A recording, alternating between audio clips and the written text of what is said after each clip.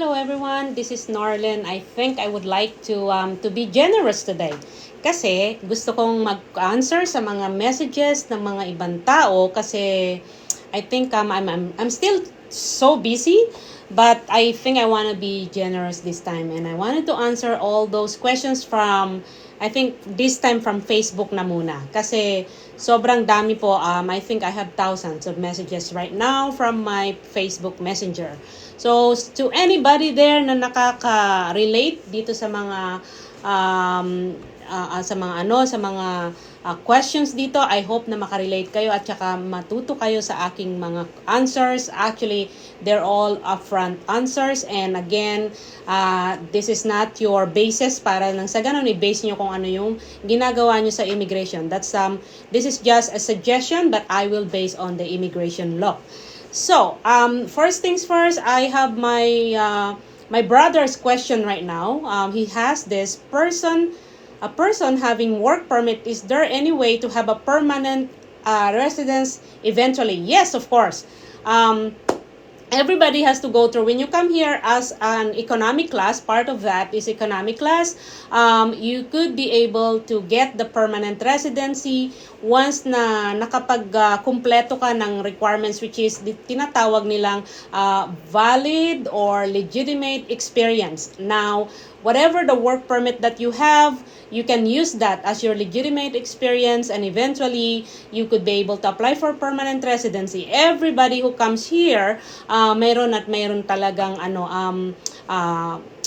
requirements which is number one is work permit or work experience. Usually may mga pathway na diretso na yon from work permit. However, may mga ibang work experience then that you can use. There's a lot of other things, especially if you are highly educated from your home country. I mean, highly educated, ang sabi ko kasi nga, ang basis nila dito kapag like on my days, kapag nakatapos ako ng 4 years, ang base dito is second year college. So, pag nakatapos ka ng at least first year college dito, mayroong pathway for PR. However, don't lose your hope, guys, na hindi nakatapos ng 4 years from the Philippines. Eventually, you will gonna get the permanent residency kasi ang immigration pa iba-iba yan eh.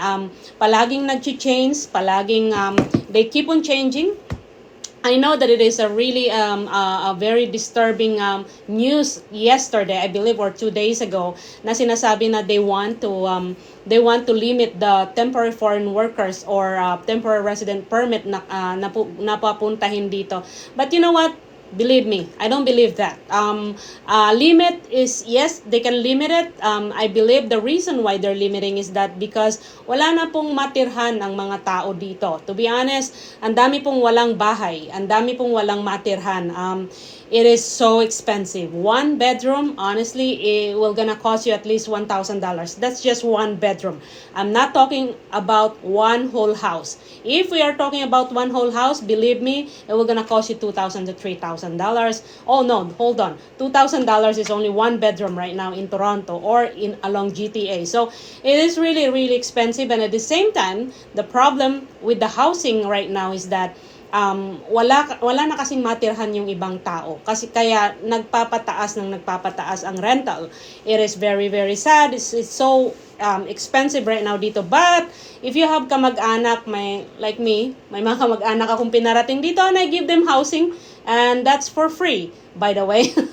But again, at the end of the day, imagine yung feeling na you could be able to help these people kasi nga they don't have a house and imagine you have a space and then of course you can share that.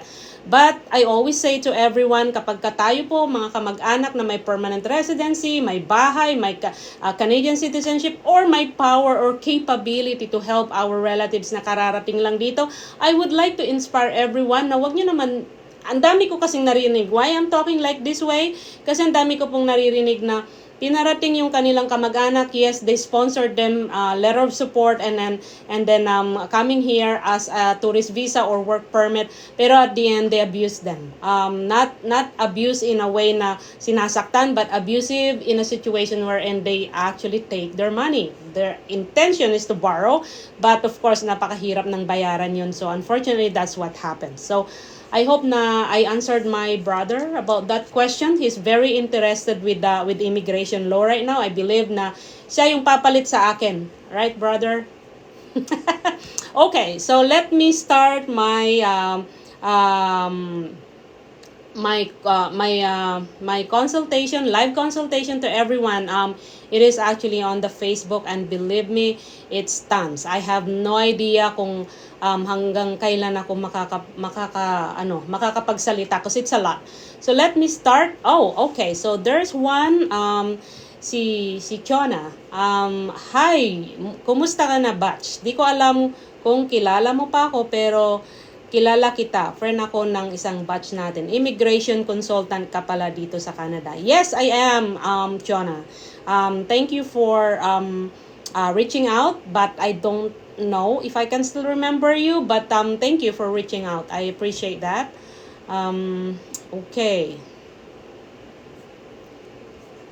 So, another one, okay. So, hello ma'am Norlin. Good day. May question po sana ako. Andito po kasi ako sa Canada as a tourist visa holder. Pero, RN or registered nurse po ako sa Pilipinas with 1 year experience po as an emergency nurse. Ngayon po, kinuha ko ni ate ko dahil magpo 5 years old na yung kanyang baby. Is there any way, this is the question, is there any way na pwede ba akong maging healthcare worker or nanny po?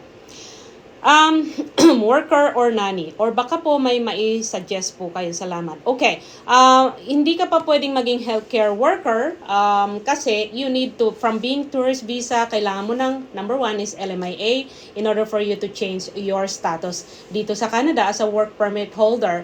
Now, kapag ka work permit holder ka, usually pag LMIA will gonna be a closed work permit. So you cannot work as a healthcare provider yet, okay? But may mga bagong rule right now, madaling maging nurse. Kung nurse ka sa Pilipinas, napakadaling magpa-assess right now because we really need nurses, we really need doctors or medical technologists here in Canada, but you still have to go through dun sa assessment ng Canadian standard. So, madali na lang yon, you can do that. The only thing is that kailangan mo pa rin kumuha ng LMIA. So, you mentioned that your sister has 5 years old baby, pwede kanyang i-sponsor, magpa-LMIA kayo. Since tourist visa holder ka, right now, hindi ka pwedeng magpa-LMIA kapag tourist ka until June 2024, the pilot or immigration law about caregivers, hindi kayo pwedeng magpa-LMIA kapag ka tourist visa holder kayo. So, that is the reason why I am actually suggesting everybody to get a housekeeper LMIA. Mailipat lang from being a tourist visa to work permit. That's a big thing already. Then iladerize mo na lang. And again, as what I always say to everyone, yung immigration law, they change a lot. And then, hindi mo pa nga na-change yung template mo dun sa mga forms, they change again. I remember the LMIA form, representative form, ay yung Schedule A ng appointment of a third-party representative sa LMIA. Hindi ko pa nasasubmit yung application, nag-change na naman sila ng form. And you know what they're changing only? Yung pinakamababa, yung date lang. They don't even change anything else there. So yung date lang ang chine-change nila dun sa form. I don't know, for whatever reason they want, maybe may bagong salta na employee dun sa ESDC or Employment Service Development Canada and gusto nilang magpasikat sa kanilang supervisor. Maybe that's the reason. But again, don't lose hope if kung halimbawang you think na hindi ka pa qualified in terms of getting your work permit or permanent residence, but always maintain your status, everyone. Okay? Iisang question pa lang yun, medyo pagod na ako magsalita. Okay. Another one.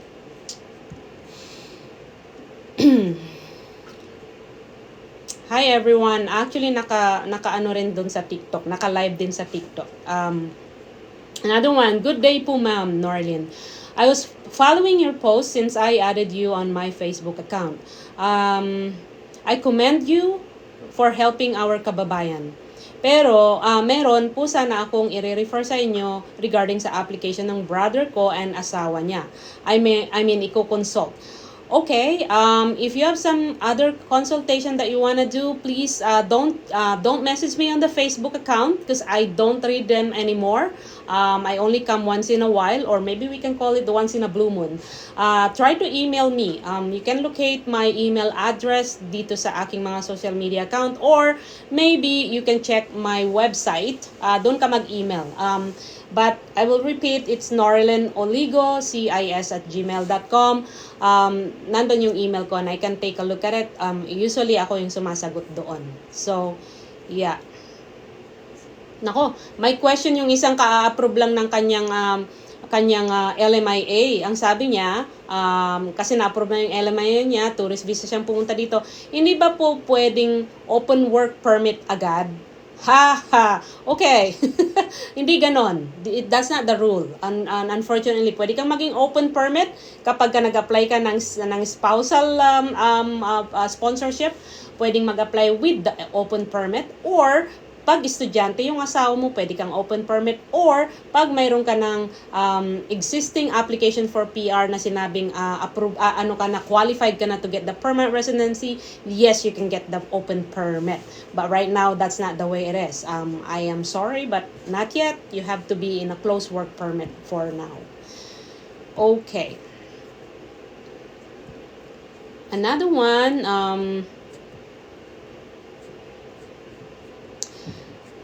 sensya na yung sa TikTok yung aking filter, I like it.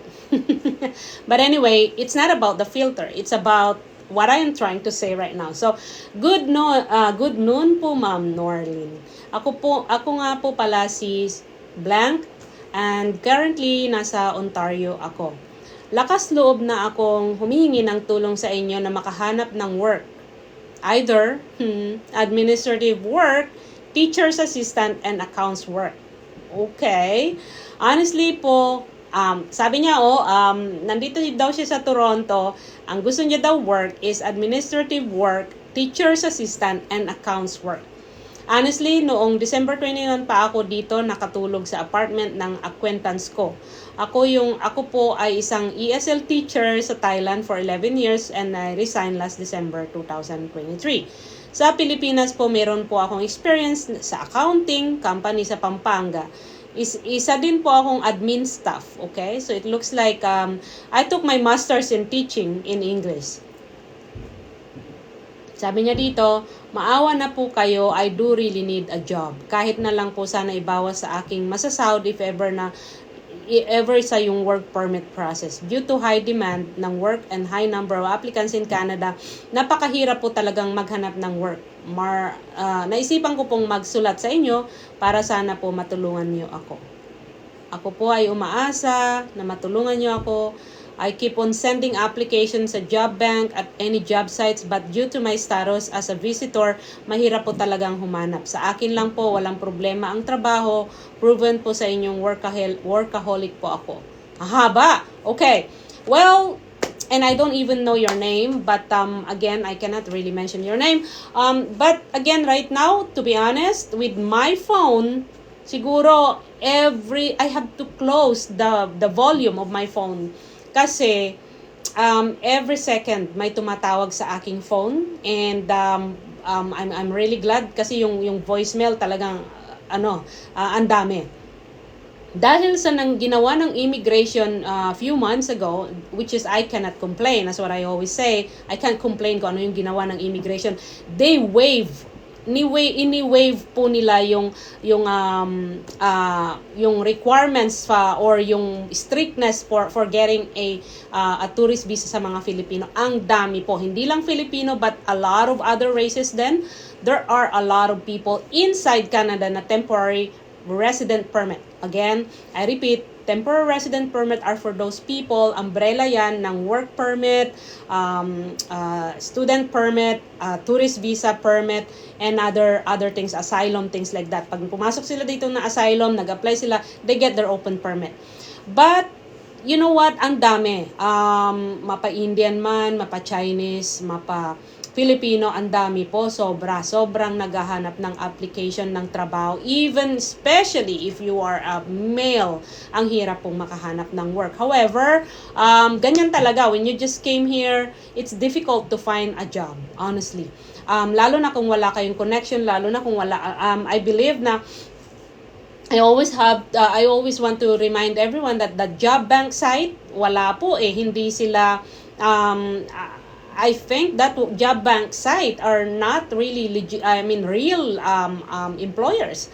Hindi sila, I believe, well, correct me if I'm wrong, pero like me, kapag may client ako, I post in the job bank. Pero meron na silang kausap na mga workers in order for them to apply. So, sometimes, a lot of people call me also, then I have to tell them na mayroon na akong nahanap na worker kasi nga totoo naman, which is yun yung requirements in order for you to get the LMIA approved. Kailangan mong mag-advertise. Kaya nga mahirap po yung process ng LMIA. It is not a joke.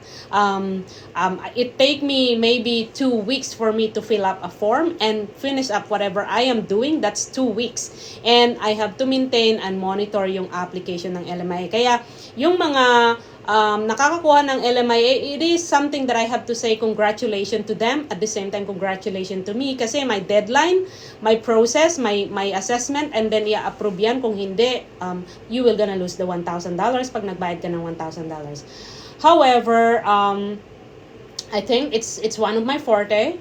That's what I always do since I started being an immigration consultant. LMIA is a very difficult process, especially kapag kayong employer hindi niya alam makisama sa mga documents na kailangan mo. So, as an immigration consultant, it is difficult to actually be a consultant or a representative for someone, employer na medyo matagal mag-provide ng documentation. Okay? So, but believe me, as what I've said to everyone, I always have 99% approval of my LMIA. Not unless na mag-back out yung employer or yung caregiver, hindi po, syempre, wala na yung mga workers, wala nang approval yon. So, okay.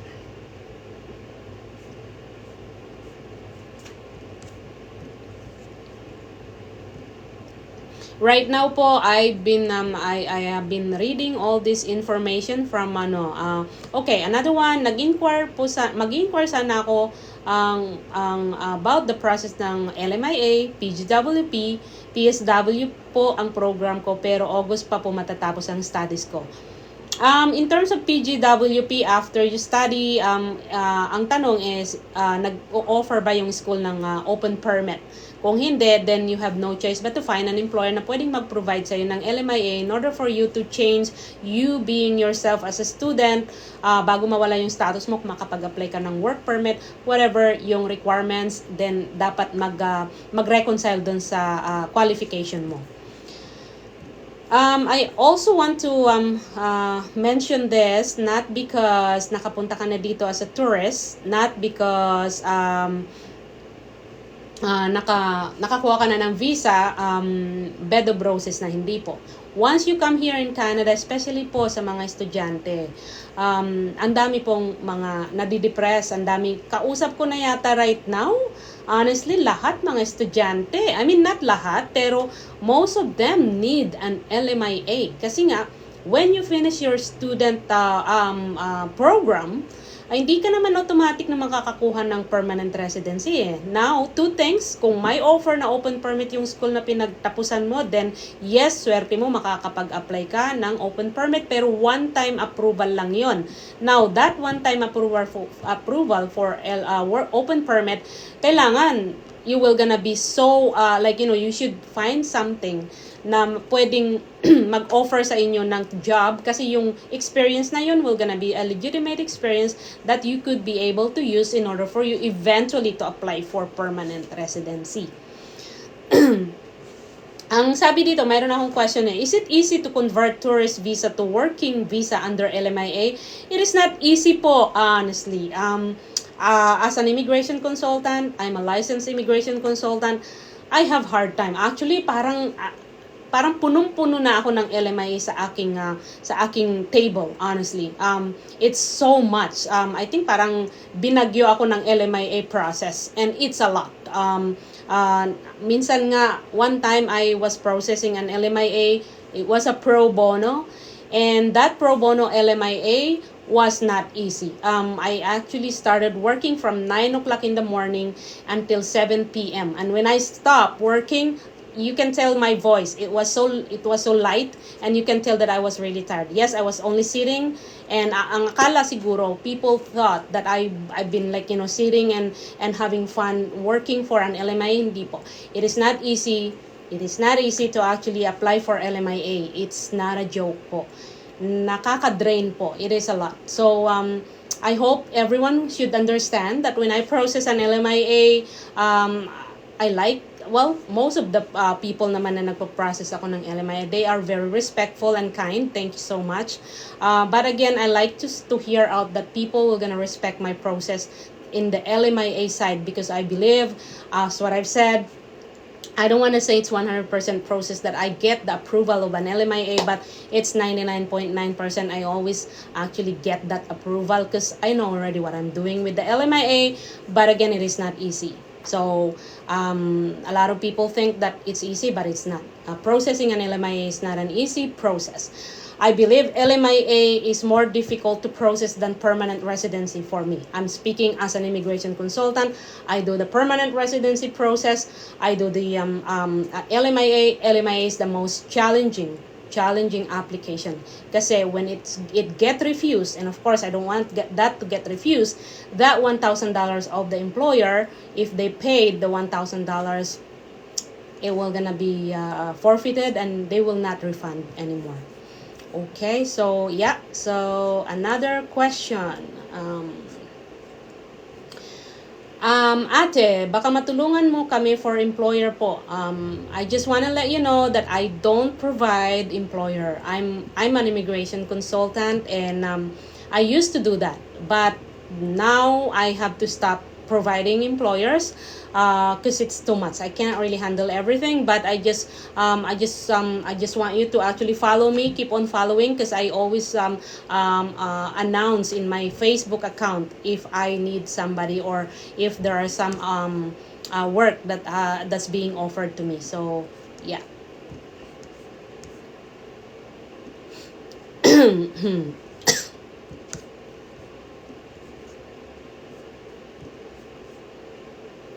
Do you recommend po ba na kumuha ng LMIA after 2 years for skilled work po?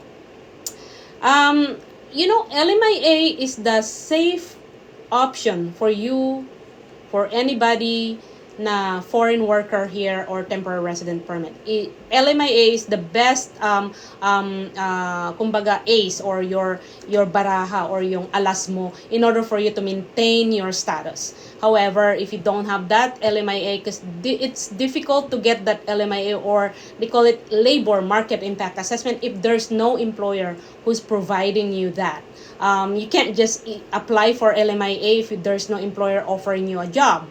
So it's always employer. You need an employer, get to an employer in order for you to extend your status as a temporary resident permit, in order for you to change your tourist visa to work permit, in order for you to restore your status as lose your status, lose mo yung status mo, you are work permit holder and you're ending up your status. So still LMIA, always LMIA. So if somebody is offering you LMIA, grab it. Honestly, there are a lot of people who are offering LMIA. There are a lot of employer who actually help all these foreign workers. And just be careful lang po. Don't deal with unlicensed consultant. They should not be called themselves consultant because they're not licensed. But don't deal with people who are agency na sinasabi nila and they're working for an LMIA. Because what happened is that when you're dealing with a licensed consultant, and then immigration find out, or they realize that you are dealing with a ghost consultant or unlicensed consultant, or agencies, or maybe even the agent of some schools, something like that. If they realize that you are dealing with them, be careful because you can actually be barred for 5 years as misrepresentation. Imagine in the application, it says there that did you ever apply with somebody? Did you get the help of somebody? Now, if you say no, then you're lying because somebody is helping you actually. But most of the unlicensed people, what they do, they create a GCK account na nasa email ng aplikante. So when they create the GCK account, of course, there's no licensed immigration consultant there. For us as consultant, we create that GCK account under our portal as representative, and I have to ask you, pro bono man or hindi, I have to ask you to sign a service agreement, at the same time a representative form, which is appointment of third-party representative. So be very careful. You don't want to lose your future in Canada, because they can easily, immigration nowadays, I noticed, they can easily give you a 5 years ban in coming to Canada. So be very, very careful, everyone. Okay, another one.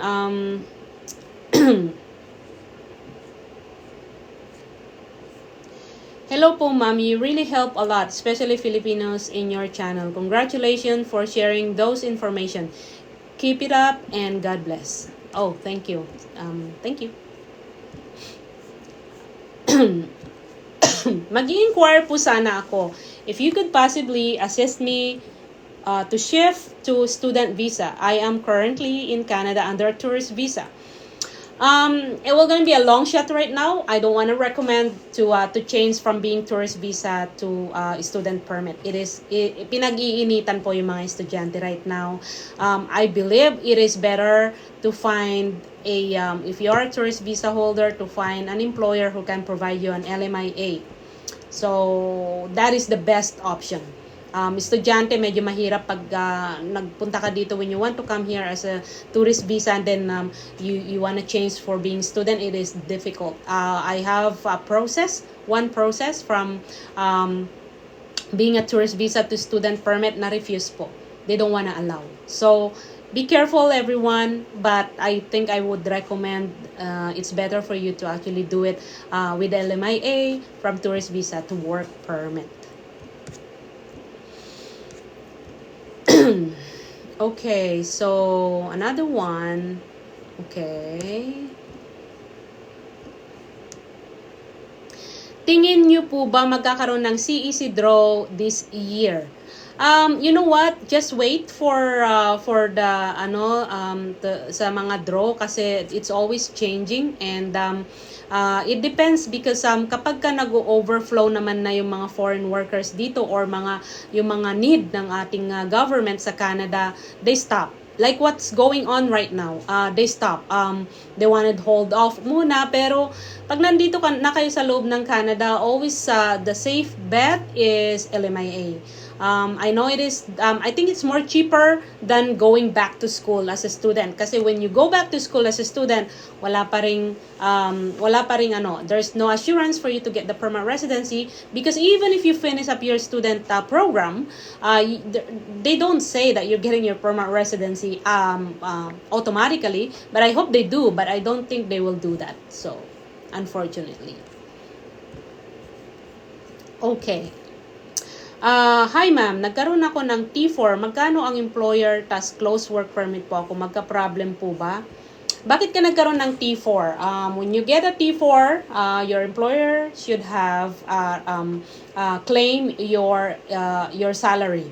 Meaning, kinuha niya yung social insurance number mo. So, if your close work permit, you get a T4 from somebody else, hindi yung employer mo na nakasign, then that's a big problem, because when you apply for work permit, for permanent residency, the officer can ask for your T4. And makikita nila dito na yung close work permit mo may T4 ka, and then how come kulang? Kasi nga, di ba, when you apply for income tax return, they add up all the T4 that you have. Then makikita yung sa line 150.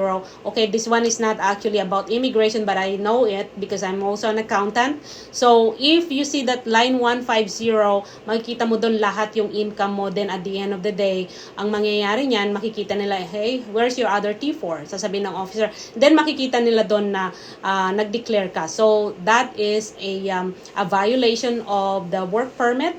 Then they could be able to ask you to leave Canada. So unfortunately, that is the problem. But again, if that's your case, for you, I believe that you have to seek a professional who knows, or specialist siya sa economic class, which is usually mga work permit holders. That's under economic class. I think you should connect with me. That's my specialization. All the difficult cases ng work permit, economic class, and everything. Yeah, again, another one. Pwede po bang mag-ask ng question? How po yung 2 years no status then open work permit? Well, nawalan ka ng status for 2 years then nagkaroon ka ng open permit. There are a lot of reason. Maybe mayroon kang application na outstanding, or mayroon kang permanent residency na outstanding na qualified kang maging open permit. So yes, maybe nawalan ka ng status but you are implied status, then then na-approvean na yung open permit mo. Or nag-asawa ka, then in-sponsoran ka ng asawa mo as spousal sponsorship inland, then pwede kang mag-apply ng open permit. So those are the options. Kahit wala kang status, you could be able to get that open permit once na na-approvean ka na. Okay, so that's your case. Then I believe it's pwede pong mag-ask about sa case ko. Nawalan po ako ng status, okay? If you lost your status, be very careful again to deal with people that actually call themselves agent.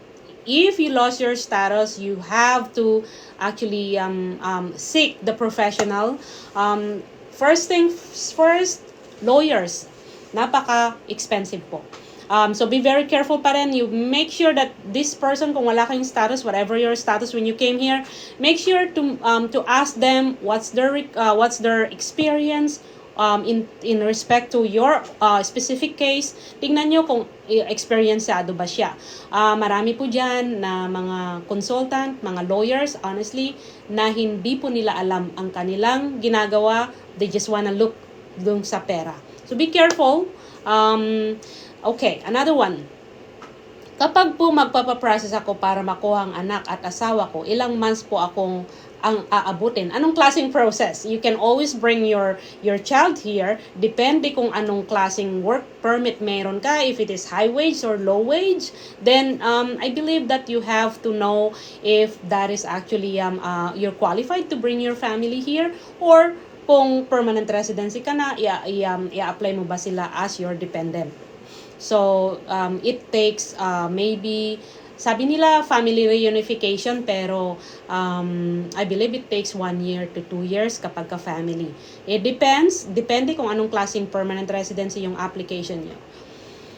Can I restore my status after LMIA? Depende. Kasi if you lost your status, and then within that 90 days, sabi may grace period ka na 90 days, pag wala ka pa ring LMIA, you cannot restore your status anymore. But before that, before you can do that, then to maintain your status, apply for tourist visa right away. Okay. Second work permit ko na po sa company. Pwede po ba akong mag-flag pooling? Yes, you can. Of course. Refuse po ang apply visa for tourist. Reason, employment limited. Then, you need to point out, when you reapply, you can always reapply, but make sure na i-point out mo yung reason bakit ka na-refuse. Hi po ma'am, nag-low wage LMIA apply po ako for work permit. Pwede po bang isabay ang SOWP at anak? Hindi pwede po. Kung low wage, hindi pwede. Unfortunately. Ang dami po. Immigration law is crazy. I don't know the reason why I took this profession, but I didn't even plan actually. But immigration law is like a lot. When I was taking my program or my certificate, I have to study 9 courses. 9 courses po, which is isa lang po yung economic class, which is under sa work permit na sinasabi ko right now. That is just one. How about refugee, asylum, family class? Those are different kind. Reconsideration, appeal, ang dami po. So when I was taking my licensing, after taking my program, I have to maintain a 85 na grade. Pag hindi po na-maintain yung 85 na grade, then hindi mo maitutuloy yung inyong program. So and then the most especially is kailangan yung English exam is actually nakapasa ka at least 8. I don't know na ngayon. But anyway, paano po mag-apply ng work permit extension ng study permit next month? Makakakuha pa rin po ba ako ng PGWP? Well, you can apply 2 of those actually. Pag nakuha mo na yung open permit mo but with LMIA, why do you need pag nakuha mo yung work permit mo with LMIA, that means it's closed work permit. Ngayon, pag nakuha mo yung PGWP mo and an open permit, I believe, kasi one time lang yung open permit ng PGWP, I believe you can actually mix up together. Like for example, hold off mo muna yung LMIA, kasi naka-open permit ka naman. Then, kapag malapit na mag-expire yung open permit mo, then you can always use that LMIA. I think that's a good thing. But be careful na mag-expire yung LMIA pa rin. So, you can use both of those 2 things. Good afternoon po. Ask ko lang po sana if I'm a foreign worker po from Ontario on LMIA. Yes, kailangan mo pa rin ng LMIA. As what I've said to everyone, without the LMIA, you cannot extend your status here in Canada as a work permit holder. With regards sa bagong news na 12 months na naging 6 months na LMIA, what are your thoughts about that? Well, maganda kapag ka naging 12 months yung LMIA validity. But, you know what? That is a good thing for the employer. Kasi if they wanna change the foreign worker, they can change the name of the foreign worker on the LMIA. However, pag nagamit na ng foreign worker yon, when they apply for work permit, parang prepaid, prepaid card. Pag nakuha na yung work permit ng employer, hindi na magagamit yung LMIA kahit na expired or kahit hindi pa expired yon. So once you use that with your application and na-approve ka na, wala na yon. Hindi mo na yon magagamit pa. But, pag hindi pa na-approvean, hindi pa yan expired yung LMIA, you can always change the foreign worker in there. So, yeah. So, parang ang LMIA is parang part of it also na visa. I think one time, I was saying na, sana alisin na yung LMIA. I really wish they will just gonna remove the LMIA. I'm so tired of processing LMIA. I know I make money from it. I know I help people in making that LMIA, pero parang nakakasawa na to actually see people charging $15,000 just for an LMIA. That is so unfortunate, but don't deal with those kind of people. Why should you do that? Gusto ko po magpa-price para makuha anak at asawa ko dito sa Canada. Close work permit ako at saka skilled worker. Okay, I believe I need to know more kung anong klaseng skilled worker yon and kung high wage ba or low wage. Another one, wala po buong chance maayos yung nagkaroon ako ng T4 na dalawa, 2 different employees. The only way is, illegally, I cannot really advise you, but dineclare ng employer mo eh. So, I don't know how I can. I wish I can actually give you a reason, but I can't really advise you an illegal advice. I'm sorry. Out of status ako, tapos nag-appeal, sabi ni CBSA, you can apply for work permit. Is it true? Well, anong klaseng appeal yon? At the same time, yeah, I know you're out of status. Anong klaseng appeal yon? You can try for an appeal and apply for open permit, but I don't have any idea. You have to let me know more kasi hindi ko alam kung anong klaseng, like, the whole story.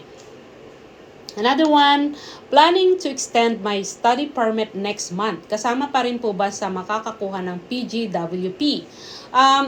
Planning to extend my study permit. Bakit mo i-extend? Mayroon ka bang ulit na letter of acceptance? As what I've said, yung in effect yung mga bagong rule ng estudyante sa mga bagong application, bagong papunta dito na mga estudyante. Usually, okay. Ma'am, yung low wage LMIA, pwede po kahit anak lang, dependent niya, at mag-PGWP na lang yung asawa. Low wage, hindi pa rin pwede, I'm sorry.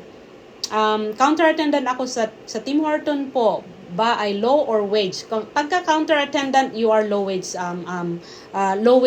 category. So what you can do in order for you to see high wage, okay, I just want to give you this note also.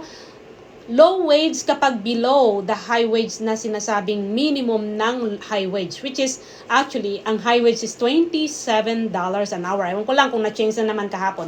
But ang high wage is pag nag-offer yung employer sa'yo ng $27 or more, that will gonna be high wage. And of course, if they're offering you $27 an hour, that will gonna be a managerial position. Unfortunately po, it's difficult to offer that to foreign workers. Kasi right now, ang hirap po ng I myself used to be a restaurant owner. It is difficult to pay the workers. So, we're just gonna end up going for a minimum, and minimum is okay sa mga foreign workers. Minimum is okay sa mga walang trabaho, especially sa mga estudyante. So, grabe, ang daming message.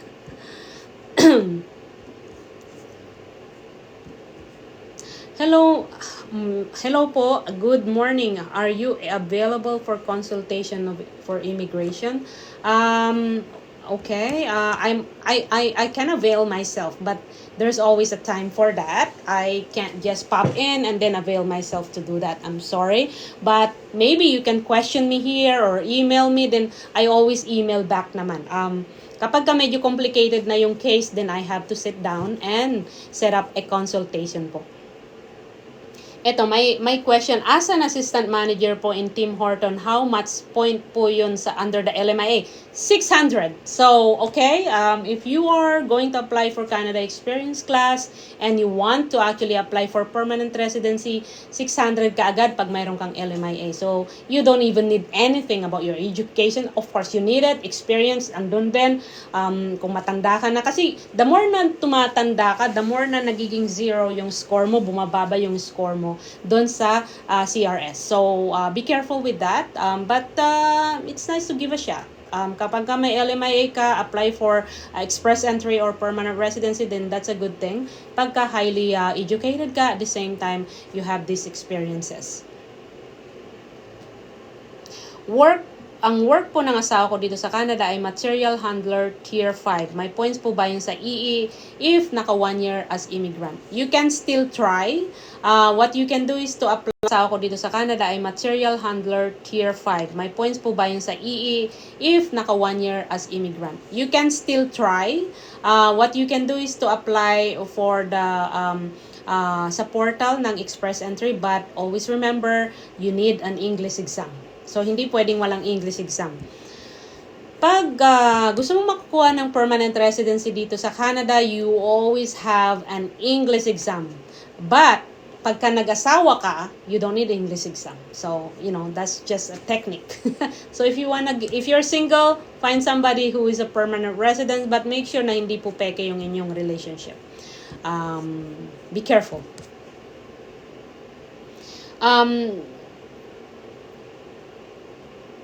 Ma'am, ask ko din po ang new pathway sa Ontario, yung OIN. Pwede nyo po ba akong matulungan? My team employer is offering me assistant manager under LMIA. Yes, you can. Again, in terms of doing all this LMIA, kailangan ng advertisement. Always kailangan ng advertisement at saka immigration consultant. Now, who will gonna be paying the LMI fee? I always tell everyone that it should be the employer who will be paying the LMIA fee, even yung pag-hire nila sa kanilang immigration consultant, it should be LMIA. Ang babayaran lang or legal payment, legally, ang foreign workers or applicants, ang babayaran lang nila is if you retain a consultant is yung work permit. You're obliged to pay that. It's not the employer.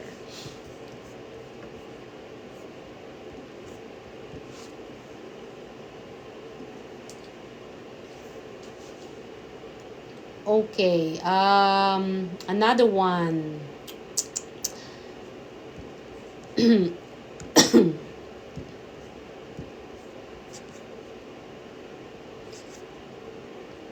Hello po.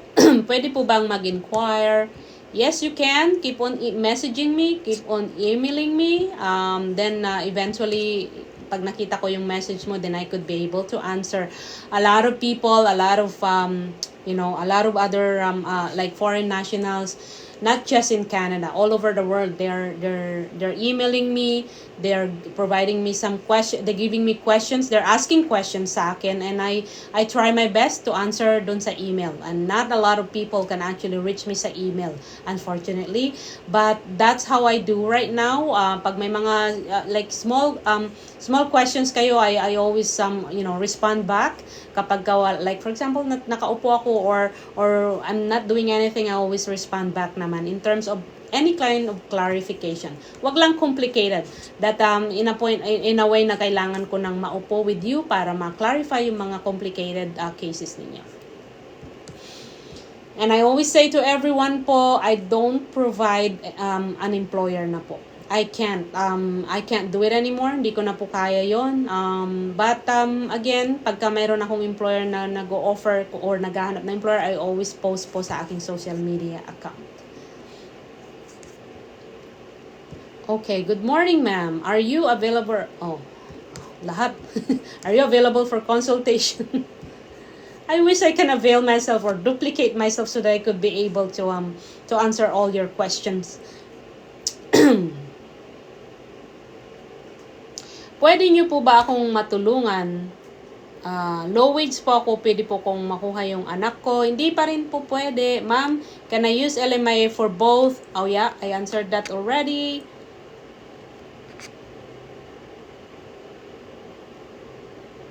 Okay, hi ma'am. Paano po pag naka-receive na ng biometric payment request last January? Kailan possible yung schedule? Within 30 days, you have to, late na, January pa yon. So, kailangan magpa-appointment ka to get the biometric, pagka may biometric advice ka na, or biometric payment. Kung biometric payment, that means when you apply for sa online, hindi ka nagbayad ng biometric, then definitely the system of the immigration will gonna request that sa inyo. Usually, ang temporary resident permit, ang nagpa-process na hindi na po tao. It's an AI, artificial intelligence na po, computerized. Unfortunately again, but eventually, I'm thinking na eventually yung itong mga process na to, believe me, baka at the end mawawala na kami. You don't need us anymore because yung aming utak malalagay na sa AI. So if you have some question, maybe eventually, but I like that. That means I don't want to work and that means I'm not gonna work anymore. But anyway, then pagka ganun na yung mangyayari, itatype mo na lang. Parang Google lang yan. Itatype mo na lang, may problema ako sa ganito, then magpa-pop up na lang yun. So, I wish, but not now, but eventually that will gonna happen. So, mawawala na kami as consultant or maybe as a lawyer or anybody, mawawala na kami kasi you're just gonna do the AI, then nandun na lahat yung rule, nandun na lahat yung law. So, kakailanganin nyo pa ba kami? By that time, old na ako, matanda na ako or nag-retire na ako. So, yeah. Hi, ma'am. So, yun. Always remember pa pala, when you receive a biometric, I have a client, biometric advice.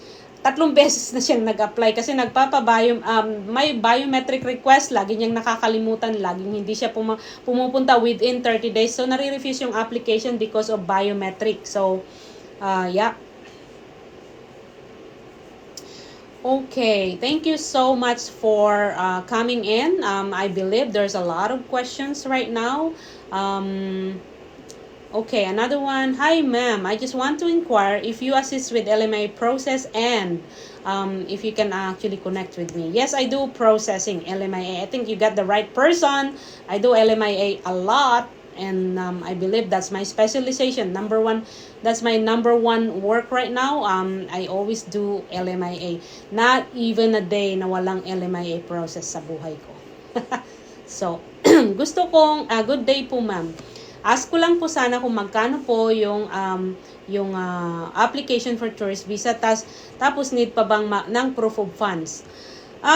You know what? I don't want to tell you to provide proof of funds kung alam ko namang uutangin mo lang, kung alam ko namang kung uutangin mo lang, or kung kung you're creating something to inflate your funds, that is a no-no right now. Kasi immigration will come back to you. Maybe maipasa mo yan, but immigration will come back to you and ask you, saan mo kinuha yung pera? Bakit na-inflate yung bank account mo? And then, eto naman yung trabaho mo. Like, for example, you've been working somewhere or wala kang trabaho, tapos million or 100,000 pesos yung pera mo. Paano naging na-inflate yun? Now, they will gonna ask you, saan ka na? Uulitin nila yun. Saan mo nako yung pera? Ngayon, pag hinira mo sa someone, or hinira mo sa bangko, or any kind of hiram, that is a ground for misrepresentation. So, that's why, right now, if somebody asks me, magkano yung fund dun sa bank, ayoko nang magsabi ng fund, ayoko nang magsabi na go and find a funding from the bank, kasi ayoko ma-misrepresent kayo. It is better to get refusal than being banned for 5 years. And that is what's happening right now. That is what's going on right now. So be very careful pa rin. Okay. Hello po, ma'am. Good evening. Pwede po bang mag-inquire regarding sa Canada? Medyo maano yun mahaba-habang inquiry yun.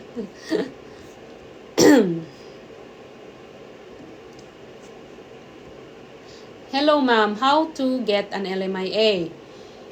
Getting an LMIA means you have to find an employer who can offer you LMIA. Ngayon, sometimes may mga employer na abusado, honestly. I've met them a lot.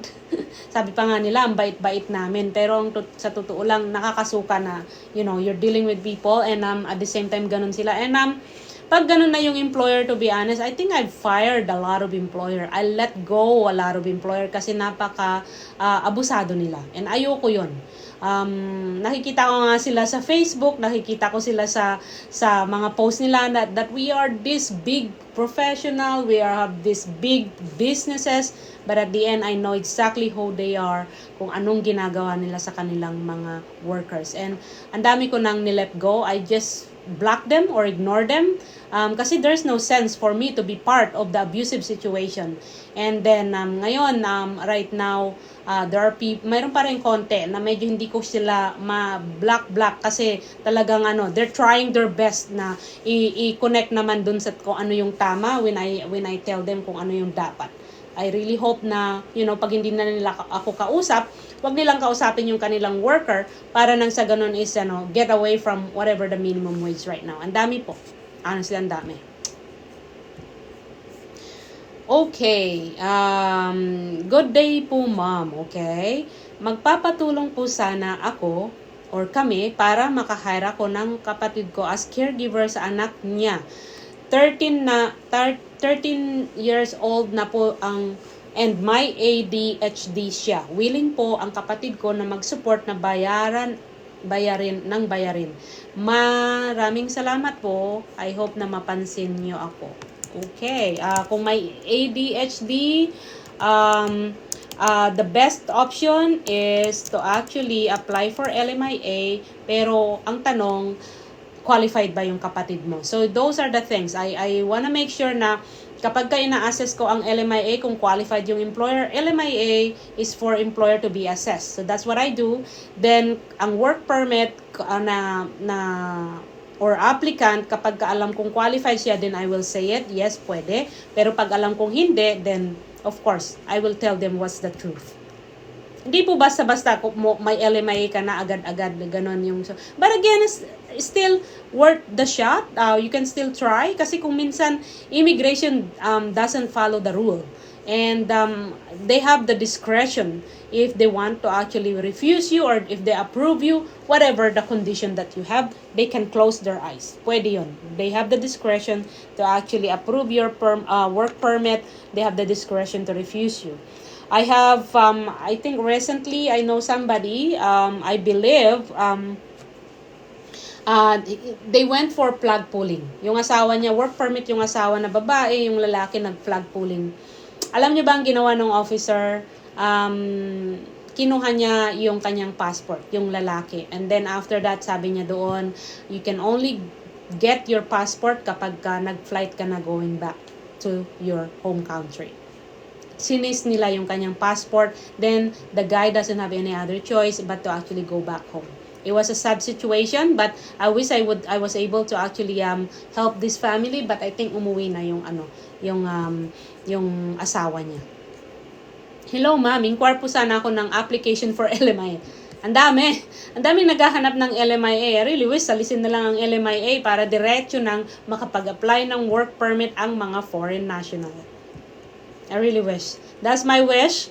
That's my email to Trudeau, to Justin Trudeau, and that's my email to Miller.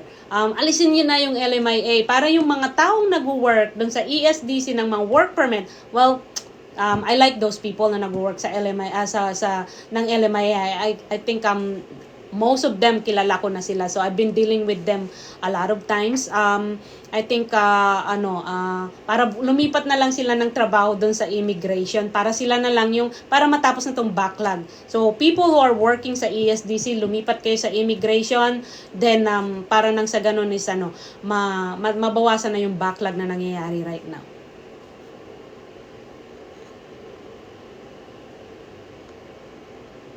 Okay, another one, ngayon po, hinuli siya ng immigration. Nag-bail siya after 1 day, tapos ngayon hanggang April na lang po siya dito.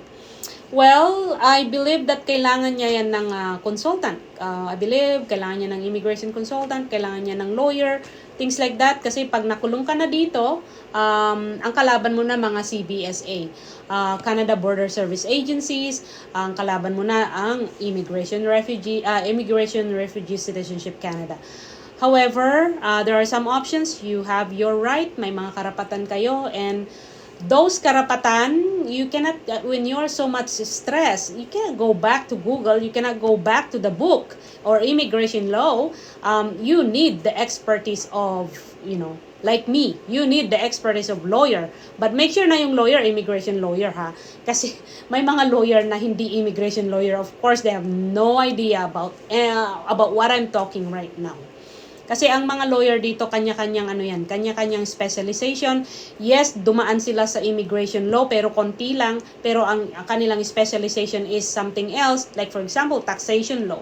Things like that. So, be careful pa rin. Hi ma'am, nag-send na po ng email last month. Please resend. Okay. And then, another one. Good evening, ma'am. Pwede po bang magpa-consult about my status here in Canada? Okay. What kind of status? I need to hear more.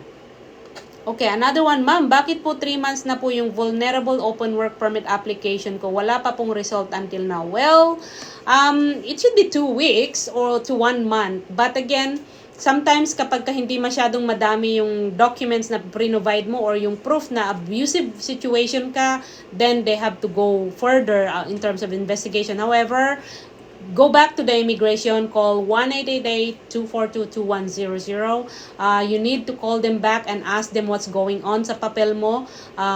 Kasi kung minsan, they can actually lose their process and everything. So call back, or maybe you can actually mail them or web form. Go back for a follow-up for the web form and ask them. Now, if you have a new proof, then you can always attach dun sa web form. LMIA and PR, do you help? That's my job, but I cannot process LMIA kapag walang employer, and I don't provide employer.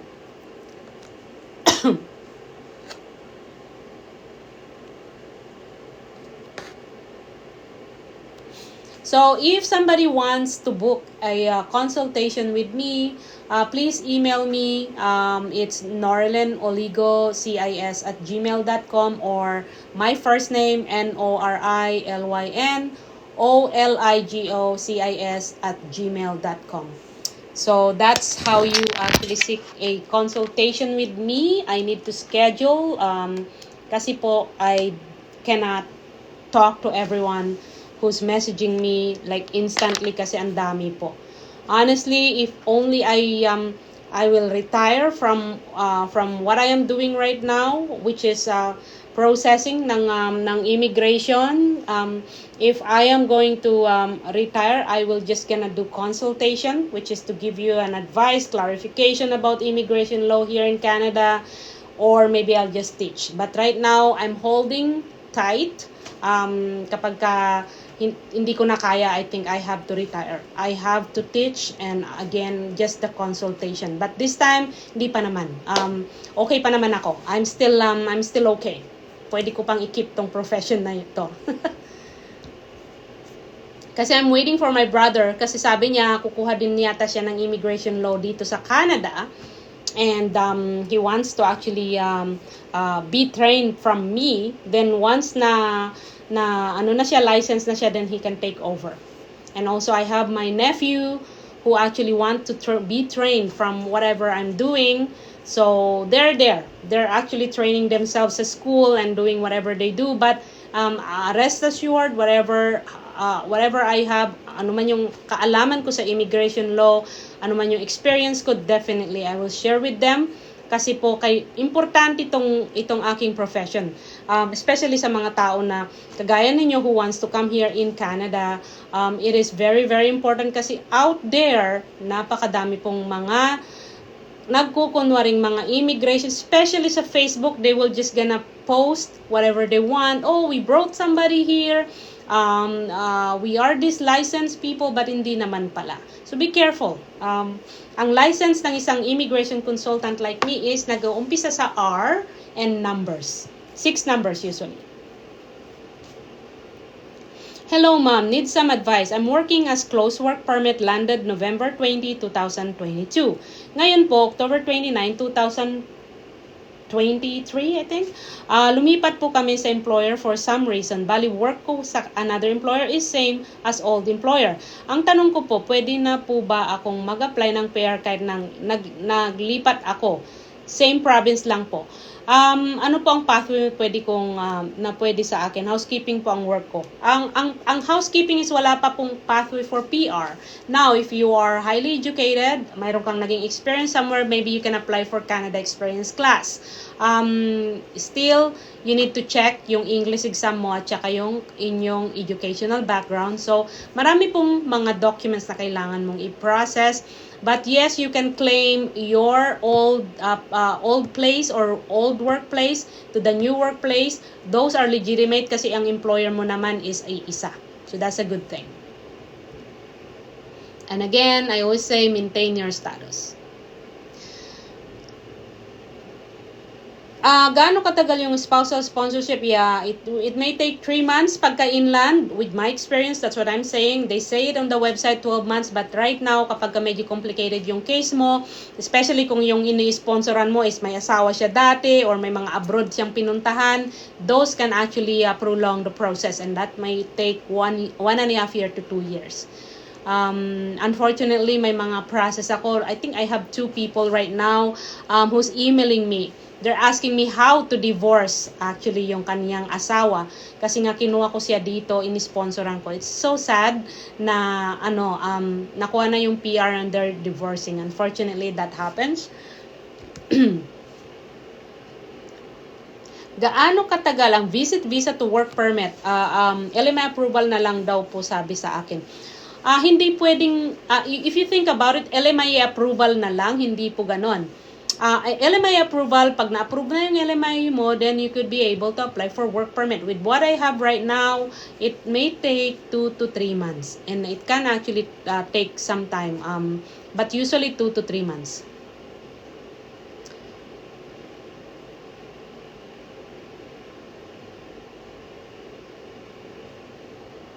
So, I think I'm gonna be ending up my my lives of TikTok, unfortunately, but hold on. They want me to verify. Okay, so now we're okay. Okay.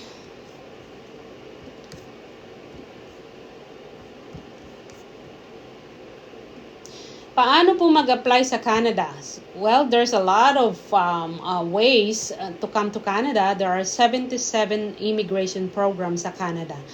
But, it depends kung anong qualification mo. Maganda kapag may nag-support na kamag-anak or mga kaibigan, pwede yun. Maganda yun. It will be better. It will gonna help you. Ma'am, may work po ako as a hospital porter, which is included sa CEC and OC draw, last draw. Can I apply PR? You can try, but you still have to create your profile dun sa immigration website.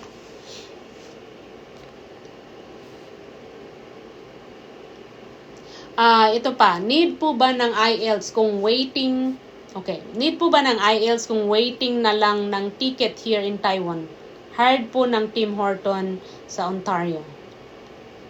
Kapag waiting ka ng ticket, I don't get it. Did you get your visa?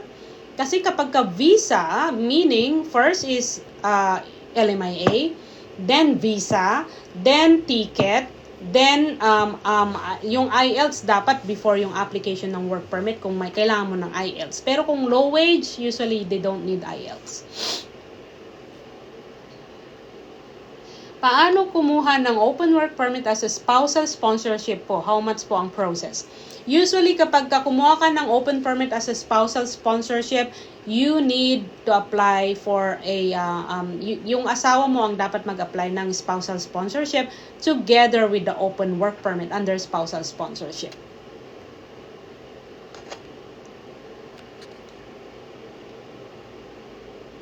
Hi ma'am, pwede po ba akong mag-extend ng visa and ang mag-sponsor sa akin is friend ng mama ko? Of course, you can extend your visa. What kind of visa is that? Is it tourist visa? Is it work permit? So yun yung mga visa. Marami pong klaseng visa. Mayroon pang permanent residency visa, di ba? So, yeah. LMIA po na hindi ng government. Ano po ibig sabihin? Naka-visitor visa po ako.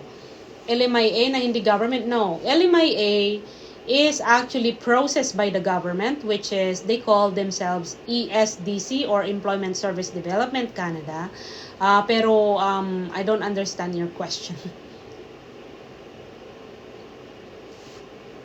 Tourist visa, may nangyari po kasi sa dating nag-sponsor sa akin.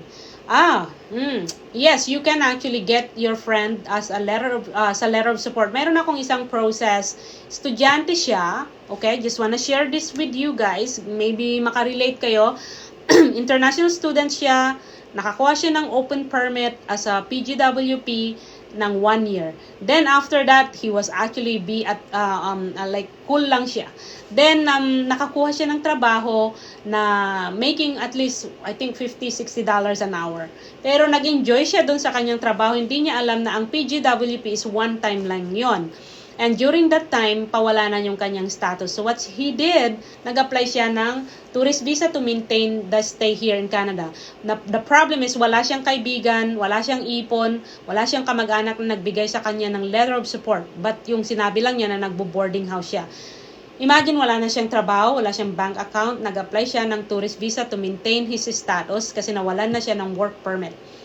Refuse. Kasi nga, saan siya mabubuhay, diba? So, it is very important that when you extend your tourist visa, napaka-importante na may pera ka sa bangko or mayroon kang letter of support from anybody, kahit kaibigan, kamag-anak, it doesn't matter. Pero pag may letter of support ka, it's always naman approved. Not unless na nakaamoy ang immigration ng irregularities. So, be careful pa rin.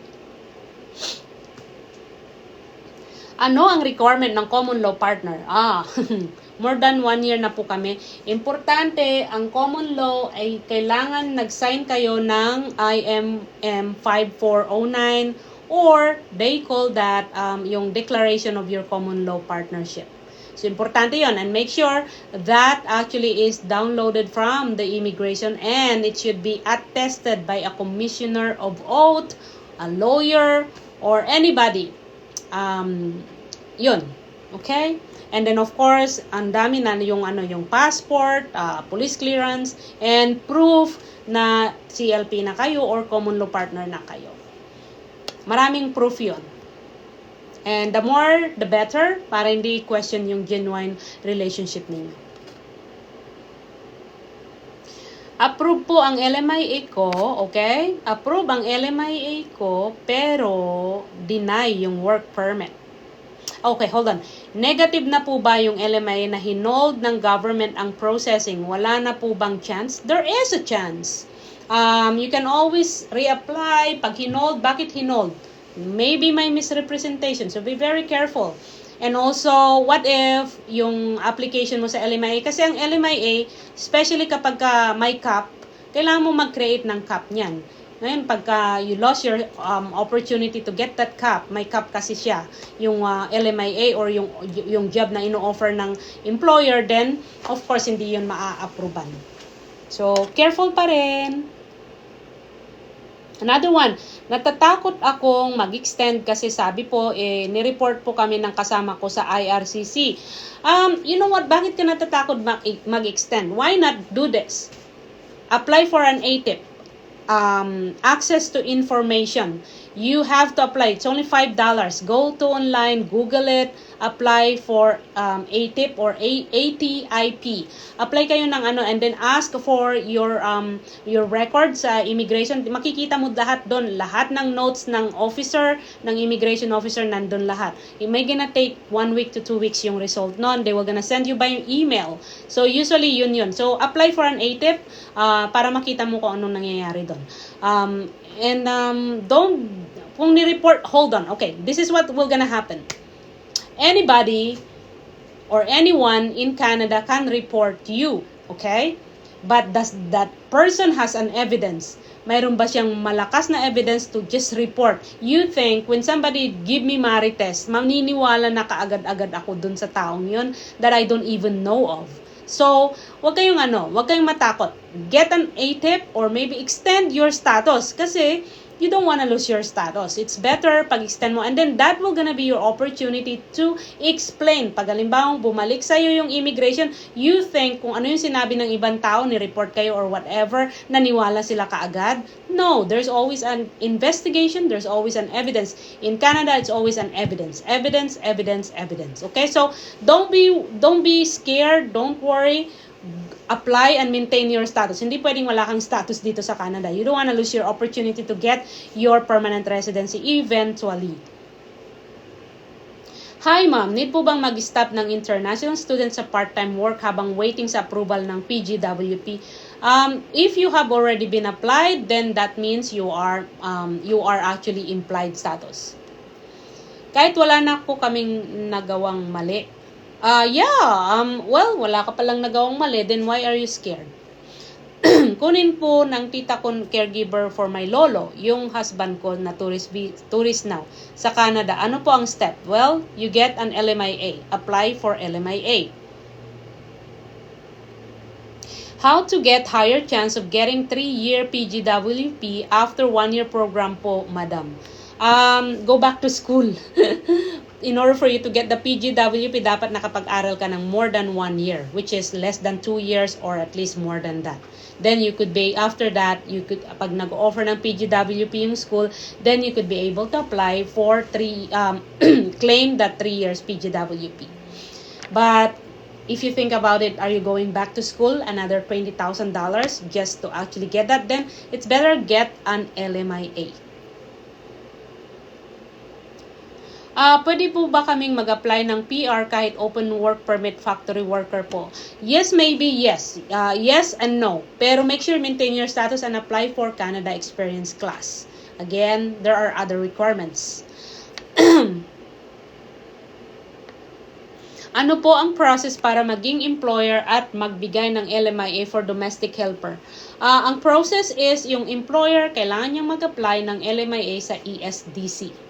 Kasi ang ESDC or Employment Service Development Canada, they will assess the employer kung kaya ba niyang magpasahod, kung qualified ba siya to actually hire you as a foreign national.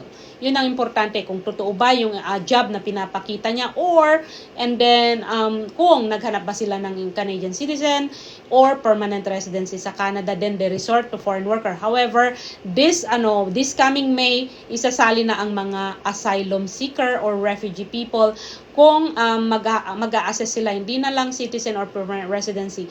They want to actually consider muna yung mga asylum seeker tsaka going back to LMIA. We're gonna be challenging na during after May. It will be a challenging LMIA, but whatever. LMIA should be okay. I've gone through with all those things actually, so don't worry. Ma'am, paano po kung big company, then pinag-work ka ng ibang na nakalagay sa work permit mo? Totoo po ba yung work-share program? Kung ibang company yan, yung work-share program na yan, be very careful. You might gonna be actually being abused. Kasi hindi pwede ang employer na naka-close work permit ka to go for work-share. No. So, kapag ka ganyan ang ginawa, get as much as possible yung evidence, then apply for vulnerable open work permit. Okay.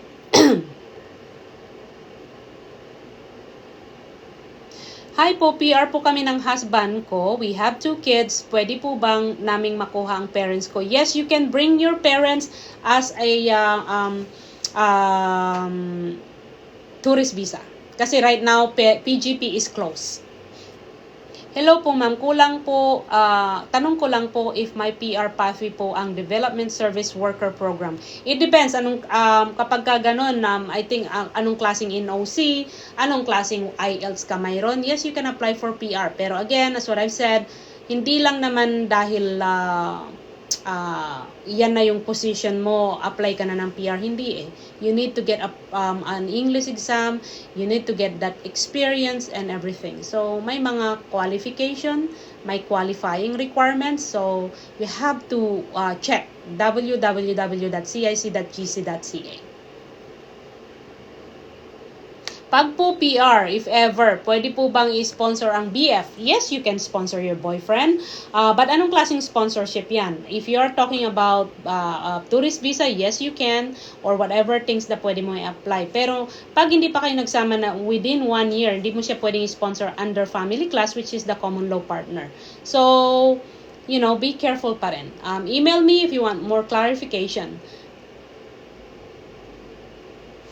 Ang common law partner, naka-LMIA ka, ano ba yon? Yung LMIA mo ba low wage or high wage? Kapag ka yung common law mo, may evidence ba na nagsama kayo for 1 year, then you can actually do that. Depends. Again, depende. Ang 400 score dun sa express entry sa draw, civil engineer, 400 is not that high. So, it's gonna be a long shot. It's difficult. So, malabo po na may imbitahan kayo. But, if you could be able to apply for LMIA, that's 600 points right away. So, right away, asset ka na ng Canada. So, yeah.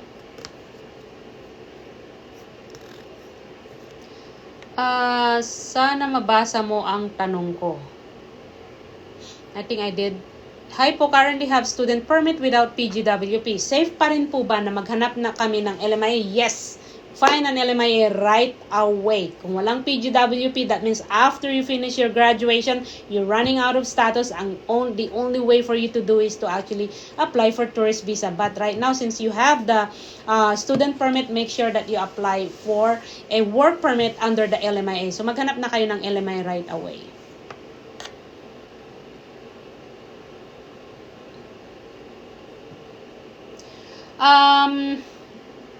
Hi ma'am, may ECA assessment po ba for undergraduate sa college? Yes, there is. I think they call it ISIS. Google mo. Thank you ma'am sa close work permit po kasi tapos iba ang pinagtrabaho ng work share program daw po kasi. I need to see the contract. Actually, I need to see the LMIA. I can't really assess that without seeing those things kasi baka I might gonna make a mistake in telling you those things. Farm worker po, sister ko, low skilled, pwede po ba niyang makuha ang husband niya? No. pwede niyang kunin tourist visa or maybe on his own as a low-skilled worker also. But he needs an employer, he needs an LMIA. Approve po ang LMIA pero na-deny work permit. Madali po bang gawan ng paraan? Not established daw po. Ano tourist visa ka ba? I need to know kung anong qualification mo dun sa LMIA. Kasi depende kung anong trabaho yung ino-offer dun sa LMIA. So, ate, pwede po bang mapauwi ang 10 years na hindi nag-renew ng ang PR? Well, I think kapag ka 10 years na hindi ka nag-renew ng PR, hindi ka naman lumabas, then you have to extend your permanent residency. So that means you're still qualified. So apply right away, pero hindi ka pwedeng lumabas ng Canada kasi when you come back, you need a PR card. I know, I have a process like that. She was 40 years old when she came here as a permanent resident.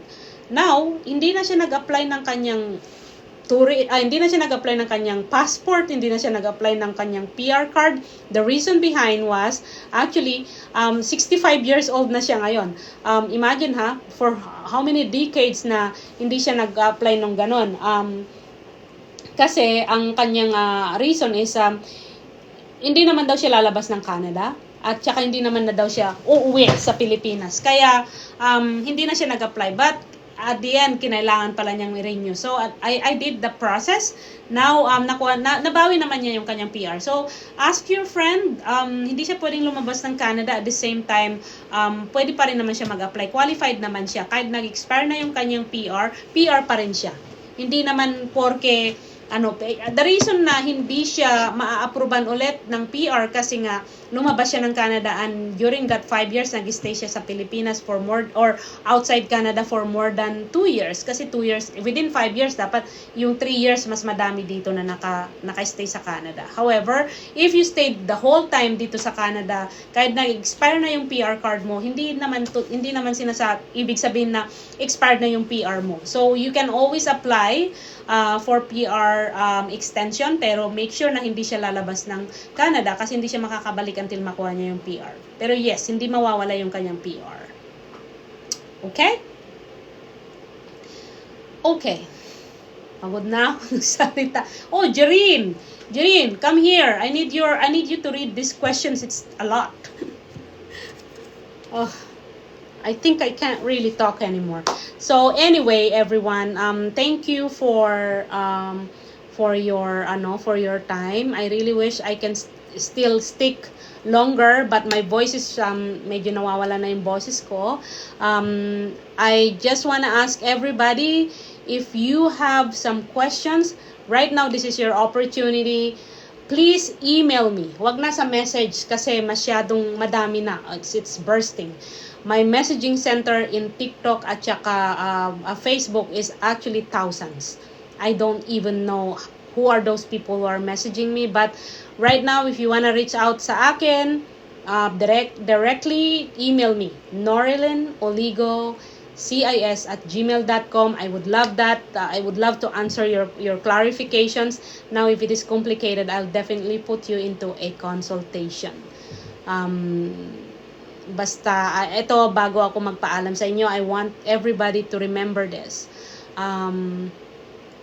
If you are being blessed, and if you have extra, share doon sa mga taong nangangailangan. But I'm not saying that you share everything.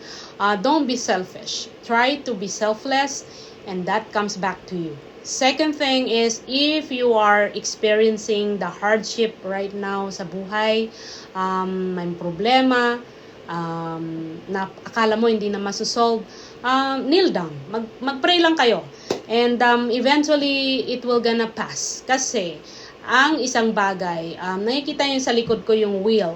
Ito, nakikita nyo yan. Di ba, umiikot lang yan. So, kung nandun ka sa taas, hindi naman habang buhay na nasa taas ka, you always have to actually normalize everything, then bababa rin yan. Then ngayon, kung nandyan ka man sa baba right now, you will gonna go up again. So, time passes. Everything is temporary dito sa mundo. So, if you are having hard time right now sa papel ninyo, I don't believe na walang solusyon yan. There's always a reason, but always make sure to be very careful in entrusting your papers. Be very careful na yung mga hina-hire nyo or your mga licenses sila. So, I know life is difficult. Mayaman ka man or mahirap, it is always the same. And also aim actually to be a blessing to other people. Kung alam nyo nang nakakasakit na yung pananalita nyo, don't say that.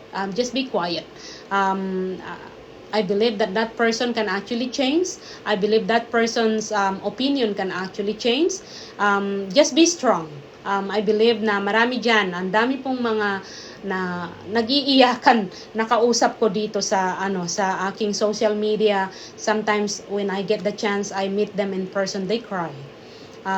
Kasi hindi na nila kaya. They fight, mga kamag-anak. So, kung mga kamag-anak kayo dyan, napakasarap po na may pamilya.